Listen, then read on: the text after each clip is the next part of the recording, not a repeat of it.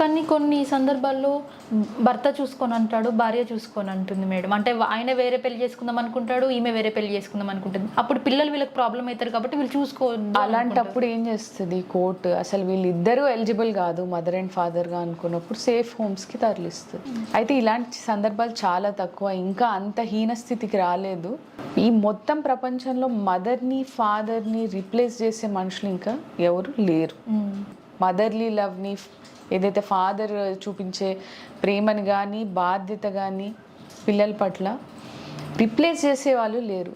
అయితే ఇక్కడ వచ్చిన కర్మ ఏంటి అని అంటే, వీళ్ళిద్దరి గొడవల వల్ల, ఈగో క్లాషెస్ వల్ల అయి ఉండొచ్చు, కొన్ని జెన్యున్ కేసెస్లో అయి ఉండొచ్చు. ఎటువంటి కేసెస్ అయినా కానీ ఓకే, డెఫినెట్గా పిల్లలు అనేది సఫర్ అవుతారు. ఎందుకనంటే వీళ్ళు మూవ్ ఆన్ అయిపోవాలి అనుకుంటారు లైఫ్లో, అటు భార్య అనుకుంటుంది, ఇటు భర్త అనుకుంటారు.